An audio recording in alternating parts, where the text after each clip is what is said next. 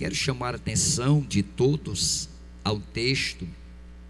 Acabamos de ouvir uma belíssima mensagem falando sobre Acabe e Nabote, através do nosso amigo que ministrou a poderosa palavra de Deus. E eu quero, com a graça de Deus, chamar a atenção de todos a um texto que está inserido no Evangelho do Senhor Jesus Cristo, conforme escrevera João, no capítulo de número 8, versículos de número 10 e 11. Escrito está a poderosa palavra de Deus: e tendo Jesus se levantado, e não vendo a ninguém senão a mulher, ele disse-lhe: mulher, onde estão os teus acusadores? Nenhum homem te condenou?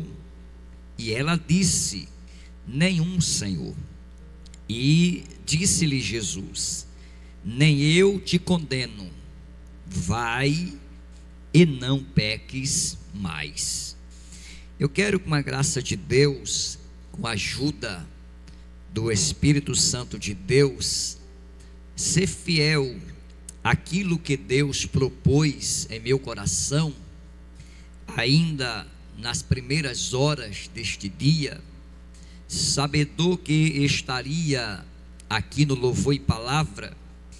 Eu fui buscar de Deus uma palavra do coração de Deus ao teu coração, e Deus me deu a oportunidade de ler este livro, o Evangelho do Senhor Jesus Cristo, conforme escrevera João, no capítulo de número 8, versículo de número 10 e versículo de número 11. Na verdade, é os 11 primeiros versículos que nos traz a narrativa bíblica falando sobre a mulher adúltera.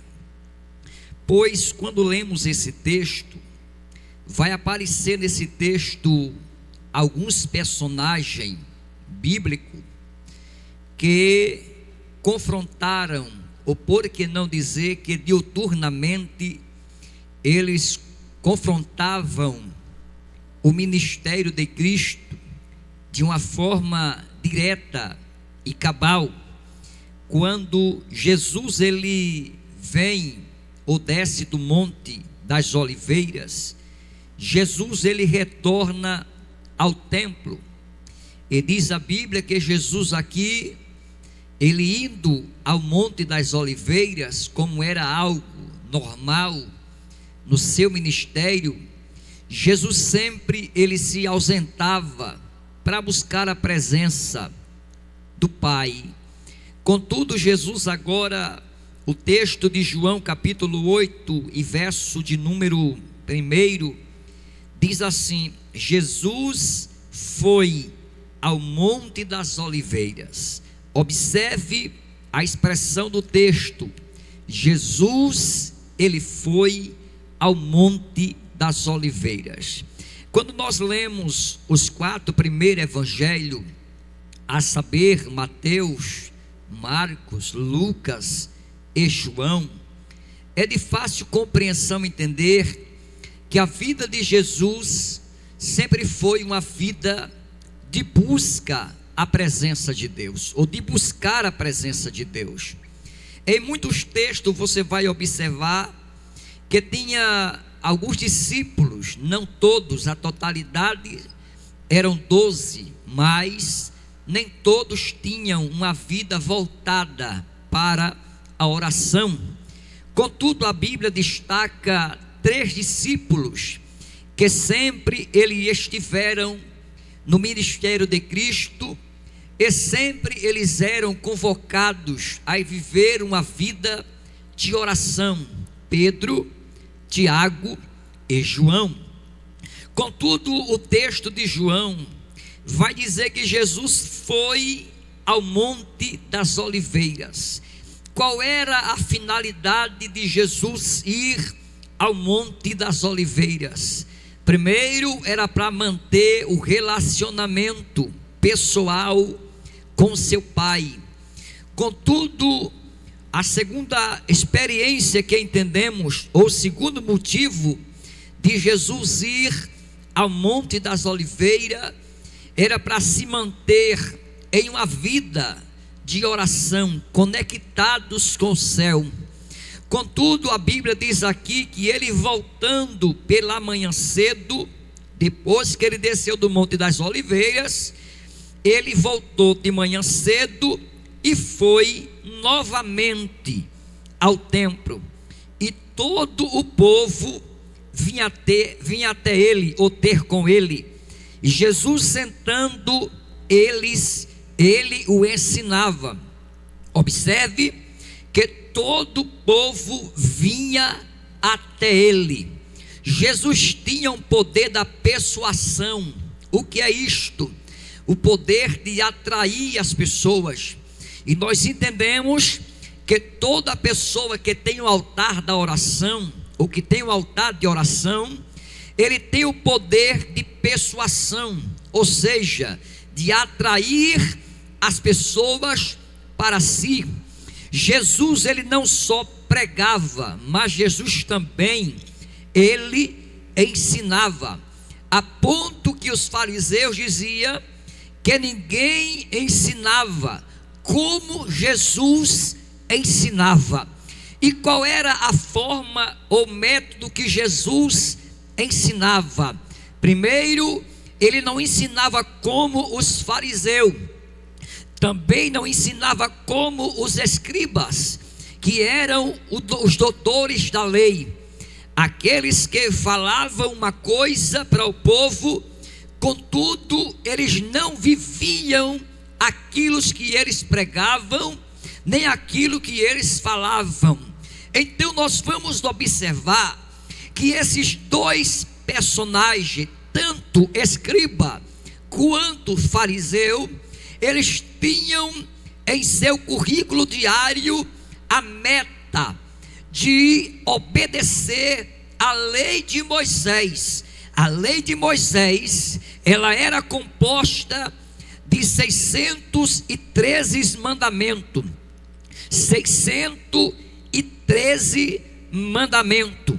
Esses mandamentos deveriam agir em três fontes. A primeira, dentro da religião. A segunda, dentro da sociedade.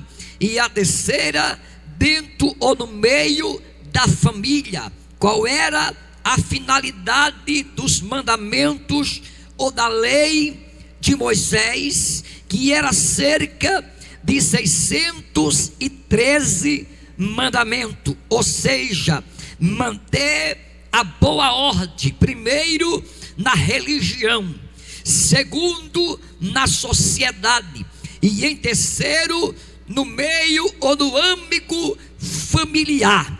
Contudo, eles se apresentam no capítulo 8 do Evangelho do Senhor Jesus Cristo, conforme escrevera João, para confrontar o mestre. Por Jesus a prova. Qual foi a finalidade de se apresentar os doutores da lei e também os fariseus?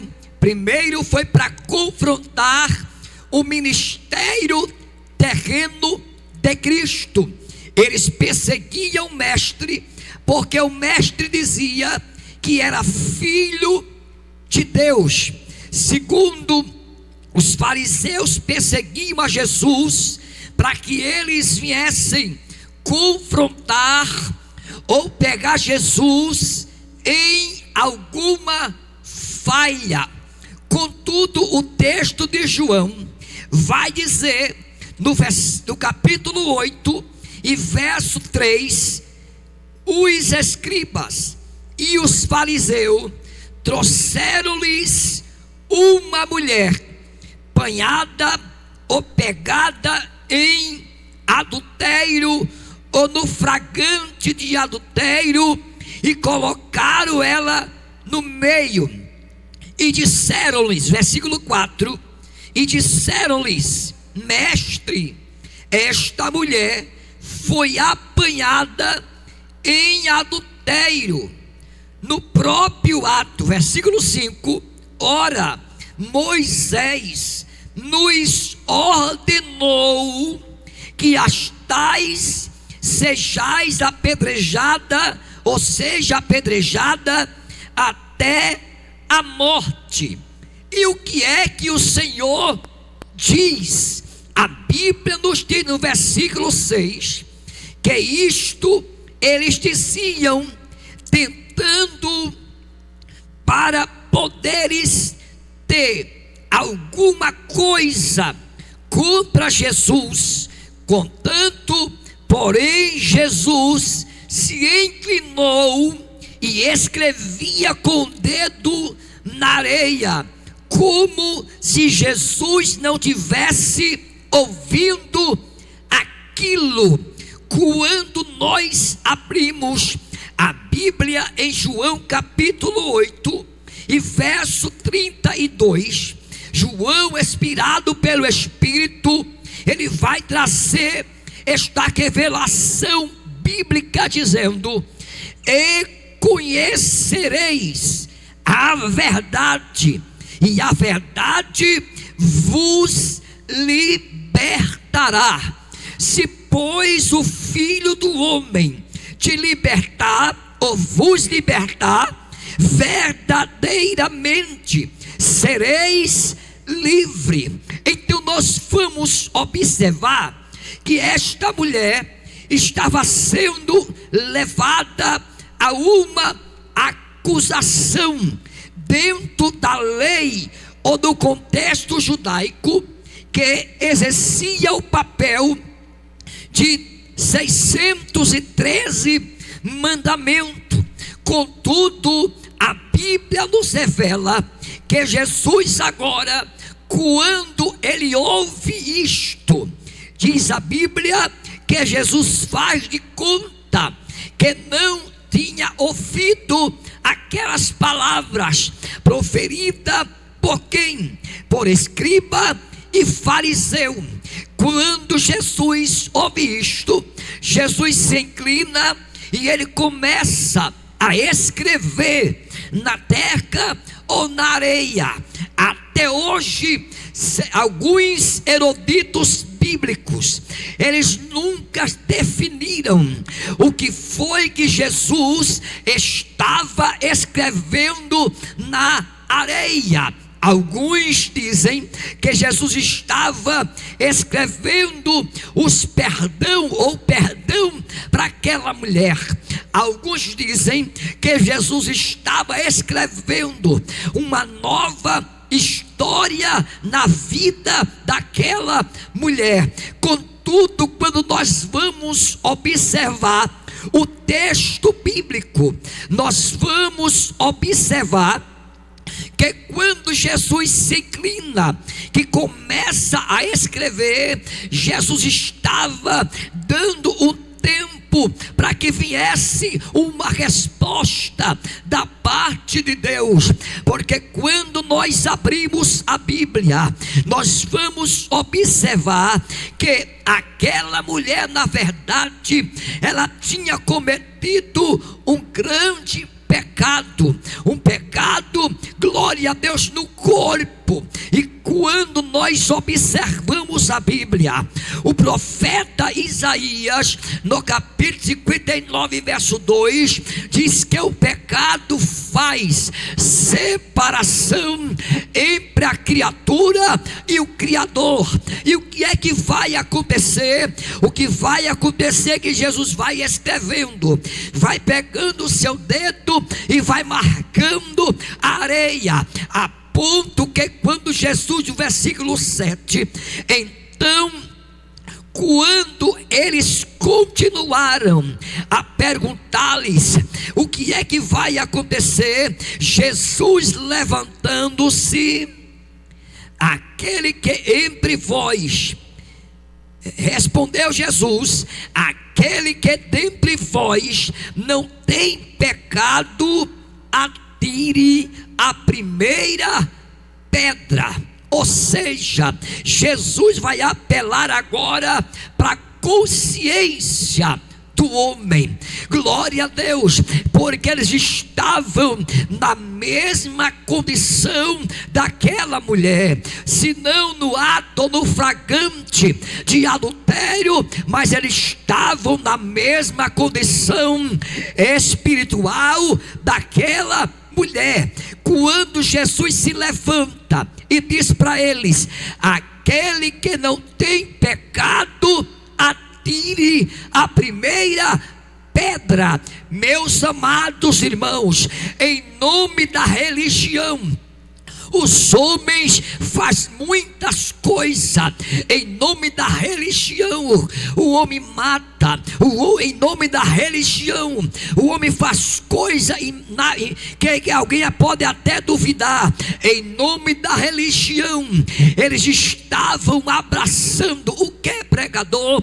Estava abraçando os 613 mandamentos da lei mosaica, da lei de Moisés.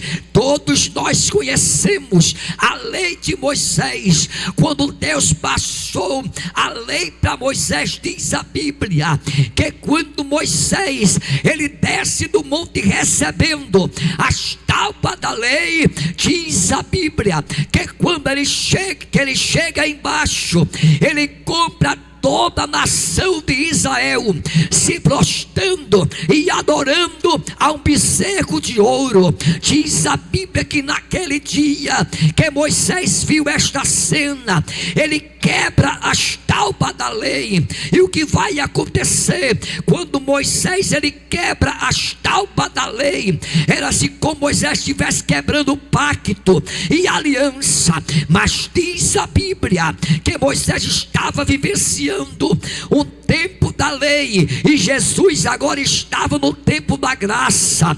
E qual era a diferença da graça para a lei? Na lei, meus amados irmãos, era olho por olho, era dente por dente, ou seja, matou tem que morrer, glória a Deus, ferido tem que ser ferido. Mas a graça, meus amados irmãos, diz a Bíblia que a graça de Deus se manifestou, trazendo salvação a todos os homens.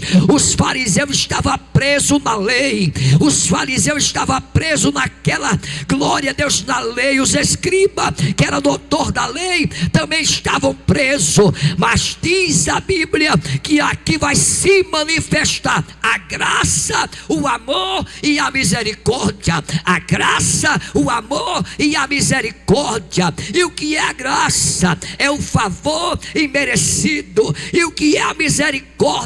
A misericórdia vem de uma palavra grega que diz misericórdia, de miséria e córdia de coração.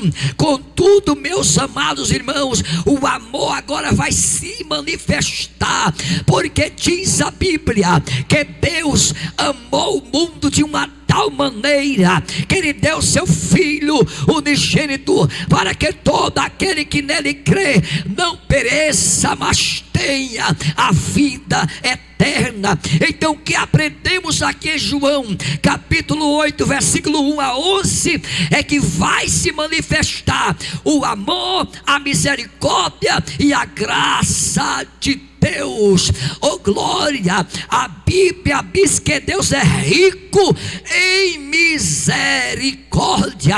Ele pega o pecador miserável, coloca no coração e ama ele, se como ele não tivesse cometido nada. Isto em nome da graça de Deus.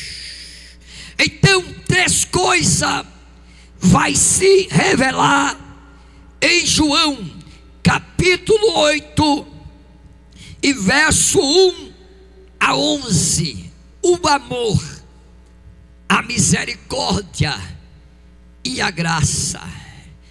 Glória a Deus. Quando Jesus se levanta, que levanta os seus olhos, olha dentro dos olhos dos escribas, dos doutores da lei, olha dentro dos olhos dos fariseus, e Jesus diz assim: se dentre vós tem alguém que não tem pecado, atire a primeira pedra. E o que aconteceu?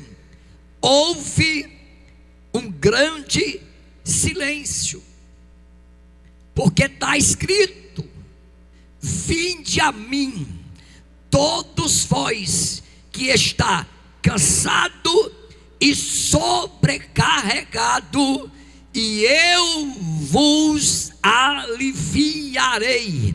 Tomai sobre vós o meu jugo e aprendei de mim, que sou manso e humilde de coração. Só o amor de Deus, aquela mulher estava sendo alcançada pelo amor, pela misericórdia e pela graça, porque pela graça sois salvo, por meio da fé. Isto não vem de vós, é dom de Deus, não vem pelas obras, para que nenhum homem se glorie. Se dependesse dos fariseus, se dependesse dos escribas, aquela mulher, ela tinha sido apedrejada até a morte. Contudo, meus irmãos, esta mulher foi alvo de 3 coisas: o amor, a misericórdia e a graça. Eita glória! Jesus agora estava tocando a consciência daquela geração, ou daquela multidão que gritavam: apedreja ela, vamos apedrejá-la. E ainda desafiaram o mestre dizendo: o que é que o Senhor diz? Eles queriam dizer: o Senhor que professa, que prega o arrependimento, o que é que o Senhor diz numa situação dessa? E Jesus sabiamente, ele se cala, curva a sua cabeça e começa a escrever. E quando Jesus começa a escrever, que levanta os seus olhos, ele diz assim: mulher, ninguém te condenou? Ela disse: não, Senhor. Jesus vai liberar uma palavra dizendo: eu também. Eita glória! Eu também, tendo Jesus se levantado e não vendo a ninguém, eita glória, a multidão estava ali para condená-la, a multidão estava ali para subjugá-la, a multidão estava ali para ver a morte dela. Mas Jesus, ele mudou a história da vida desta mulher, a ponto que quando nós vamos ler a Bíblia, e tendo Jesus se levantado e não vendo a ninguém, senão a mulher, ele disse: mulher, aonde estão os teus acusadores? Porque para acusar, irmão, é muito fácil. Para criar uma situação na vida de alguém, é muito fácil. Aonde estão aqueles que te acusam? Cadê os teus acusadores? Ninguém te acusou? Ela disse: não, Senhor. Trêmula. Era uma questão de vida ou morte. A sentença foi proposta, mas Jesus estava ali para mudar a sentença. O que é que você está dizendo, pregador? Estou dizendo que Jesus veio a este louvor e palavra para mudar a sentença. Quem sabe alguém recebeu o diagnóstico e o médico disse: o seu problema não tem mais jeito. Mas Jesus está dizendo: eu estou mudando a sentença. Quem sabe alguém não tem mais perspectiva de vida ou de viver, mas Jesus está dizendo: eu estou mudando a sentença. A sentença pode até ter saído, alguém pode ter colocado até o teu nome, glória a Deus, nos jornais, e já publicaram a tua queda, já publicaram a tua morte, já publicaram a tua sentença, já publicaram a tua derrota. Mas Jesus veio a este louvor e palavra para te dizer: levanta a cabeça, porque Jesus veio a este lugar para dizer para você: eu estou mudando a sentença. Não importa se é de morte ou se é de vida, se é de perca ou se é de ganho. É como o nosso pastor falou: tem perca que não é perca, é livramento. O que é que você está dizendo? Eu estou dizendo que Jesus, Ele vai mudar a sentença, porque a última palavra é do céu para a tua vida.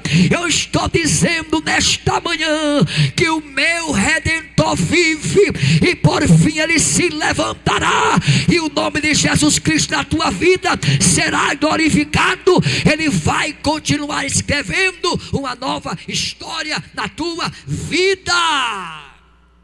Eita glória! A sentença saiu, e a sentença era uma sentença de morte.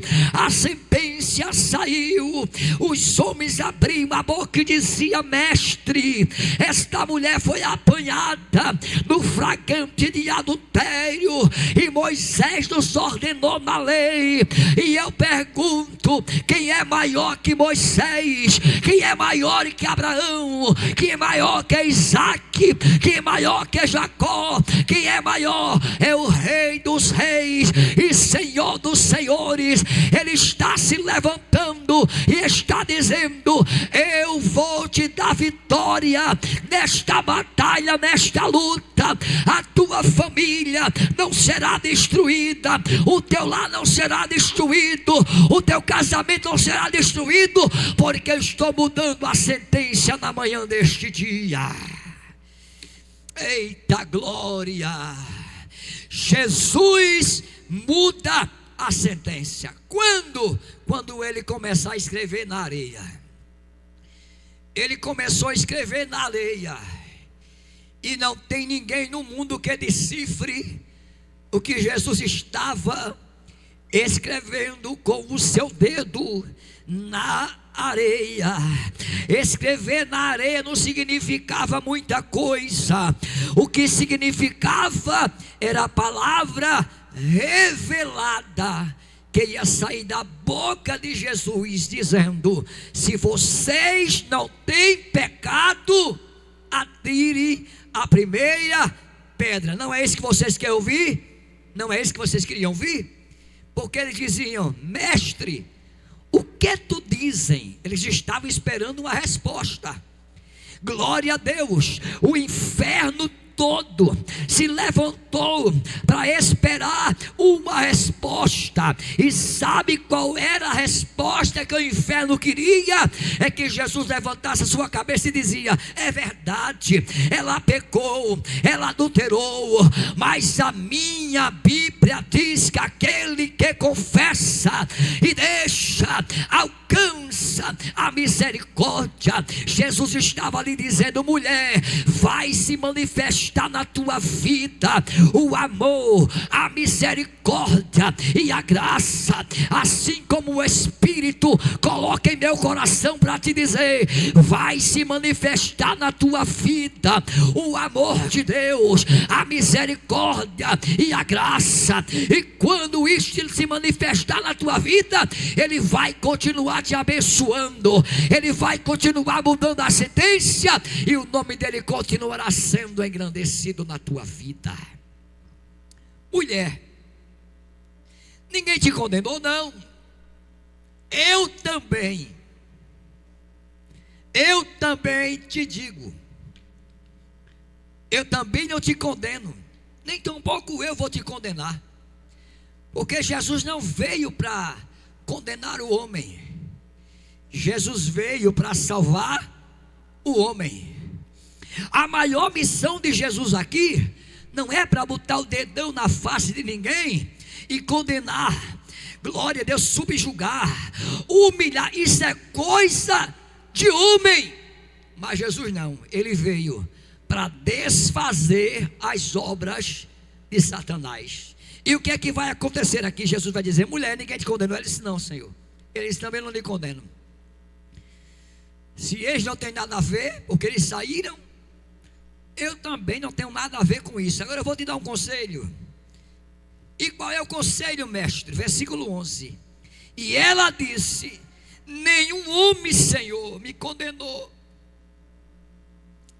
E disse-lhe Jesus: nem tampouco eu. Agora vai em paz e não peques mais. Jesus estava dizendo: o pecado não é bom, porque o pecado escraviza, o pecado envergonha. Eita glória! O pecado divide o que é santo do profano. Aleluia! A ponto que a Bíblia diz que se alguém pecar, Ele é fiel para vos perdoar. A maior missão de Jesus aqui não é para condenar ninguém, é para perdoar. Glória a Deus. O que é que você está dizendo? Eu estou dizendo que quando Jesus veio a este mundo, Ele não veio para condenar, Ele veio para libertar o homem do pecado, da escravidão, porque o pecado escraviza. Glória a Deus. Tem muita gente agarrado com o pecado, tem muita gente, glória a Deus, fazendo o pecado o seu troféu, levantando, dizendo: olha, eu também sou santo, eu também não faço isso, não faço aquilo. Mas deixa eu dizer uma coisa: a recomendação do mestre foi para aquela mulher, dizendo: mulher, não peques mais. Ele estava dizendo: o pecado não é bom, não brinque com o pecado, porque pecado é pecado. Nem existe pecado grande e nem existe pecado pequeno. Pecado é pecado, pecou, está fora. Glória, só tem uma forma de voltar: é reconhecendo que pecou. Glória a Deus. Não é cair e ficar prostrado, não é o que alguém está dizendo por aí. Glória a Deus, não. O que vale é uma confissão sincera. Glória a Deus. O próprio Jesus, mediante a resposta daquela sociedade fariseísta, glória a Deus, aquela sociedade era uma sociedade fariseísta, estava apegado na lei, agarrado com a lei. Glória a Deus. Se eles falavam uma coisa, mas não viviam o que falava. Amados irmãos, é isto que eu prego, é isto que eu creio, e é isto que eu vivo todos os dias da minha vida. Quantas vezes eu sou confrontado por pessoas dizendo: eu não preciso ser crente para ir para o céu. Precisa, glória a Deus, porque o pecado jaz às portas. O que é que você está dizendo? Eu estou dizendo que o pecado é uma desgraça na vida do homem, mas você tem a oportunidade nesta manhã de dizer não para o pecado e abraçar a graça. Você tem a oportunidade de dizer não para o pecado e ser alcançado pela misericórdia. Você tem a oportunidade de dizer não para o pecado e ser alcançado pela graça de Deus. E quando ela entrar na tua vida, vai haver transformação, tanto por dentro quanto por fora. As pessoas vão olhar para você e vai dizer: mas como você está diferente? Diferente por quê? Porque Jesus entrou e fez morada na tua vida. Então eu quero saber na manhã deste dia, aonde está a primeira pessoa que quer entregar sua vida para Jesus? Coloque aí no chat: eu quero entregar minha vida para Jesus. Aonde está a primeira pessoa que recebeu esta palavra falando sobre o amor, a misericórdia e a graça? Onde está uma pessoa que quer receber o perdão de Deus na manhã deste dia? Onde está uma pessoa que vai olhar para dentro de si e vai ver que precisa de mudança?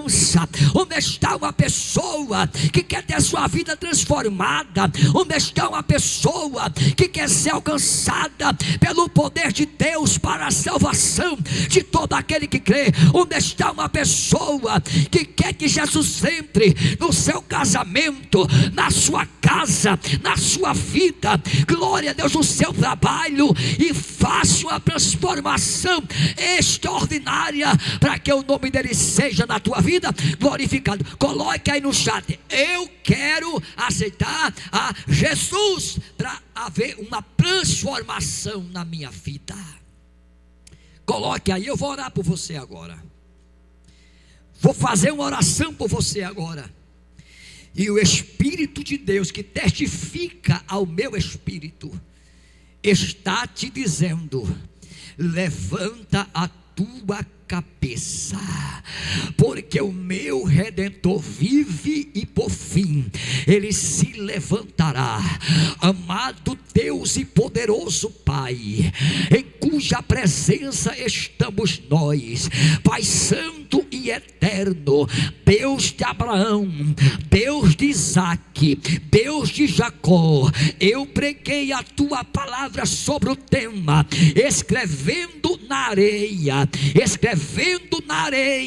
Pai santo, foi escrevendo na areia que o perdão dos pecados daquela mulher foram perdoados. Foi escrevendo na areia que o Senhor deu a resposta tanto para fariseu quanto para escriba. Foi escrevendo na areia que Jesus verbalizou para a mulher: ninguém te condenou, mulher. Ela disse: ninguém, Senhor, mas eu também não te condeno. Foi escrevendo na areia que o Senhor disse para ela: mulher, eu não te condeno, agora vai e não peques mais. Foi escrevendo na areia que ela teve direito de ter a sua vida transformada. Foi escrevendo na areia que ela teve a sua vida tanto espiritual quanto física, glória a Deus, transformada por ti. Foi escrevendo na areia que o Senhor se abaixou, se inclinou e deu a resposta salutar para aquela geração, para santo e eterno. Na manhã deste dia, continua abençoando o louvor e palavra, continua abençoando o Anderson Góes, a sua esposa, o pastor Nóbio e toda a sua família. Senhor, continua abençoando o projeto Vida e o Largo para o Senhor Jesus Cristo. Pai santo e eterno, estamos às portas, Senhor, do Congresso Vida e o Largo para o Senhor Jesus Cristo. Nesses dias, Senhor, salve, liberte, restaure, cure, coloca por terra terra toda violência nessa cidade e glorifica o teu nome, Senhor, porque Rio Largo é do Senhor Jesus Cristo, para a glória do nome de Jesus. Pai santo e eterno, é assim que eu te agradeço, em nome de Jesus, e todos dizem amém.